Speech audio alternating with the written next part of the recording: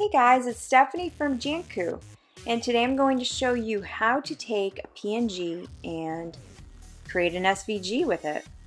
So in Inkscape, I've gone ahead and created this Go Gopher, and to make it a little more digestible for you guys, I've taken 2 hours of footage and I've condensed it to a nice 5-minute video.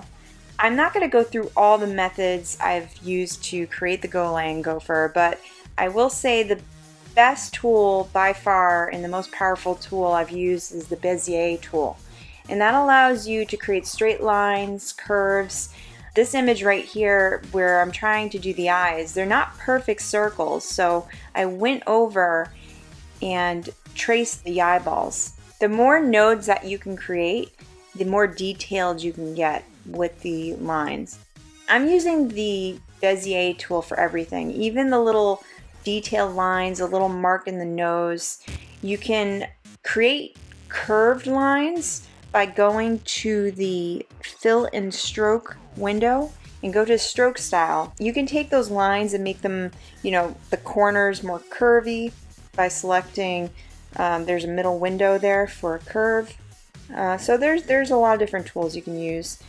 The most helpful thing for me was just practice. I think it takes a little while to get used to using the Bezier tool. It's also very useful to keep track of your layers and name them things that you're going to be able to easily refer back to.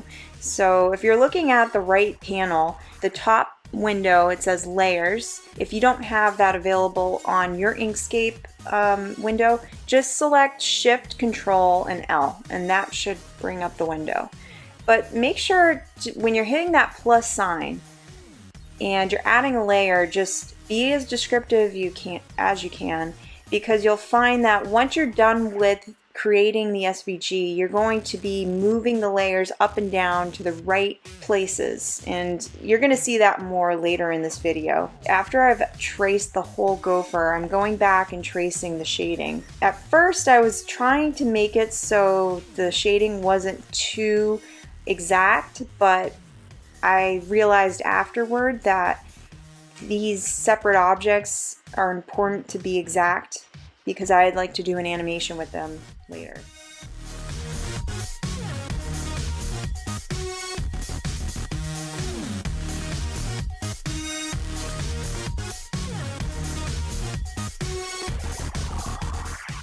At this point, I'm just taking the layers now, and I'm going through each of them, and I'm copying the colors of the original PNG with the eyedropper.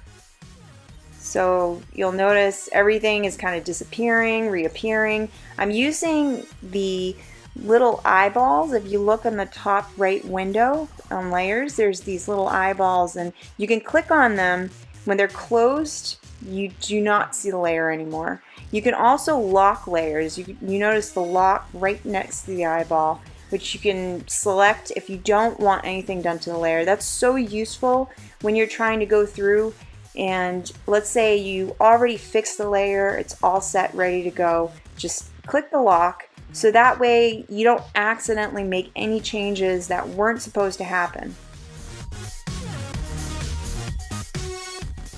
The bow was giving me a lot of issues. There was this filter on it. I couldn't figure out what was going on. What I later came to figure out was I accidentally selected something in the layers window called blend mode. If you ever find that you're experiencing issues, go to the blend mode or check the transparency in the fill and stroke window. There's also an opacity meter. So check all those things, because I find that I accidentally add, transparency to things that shouldn't have it. I hope this overview was helpful.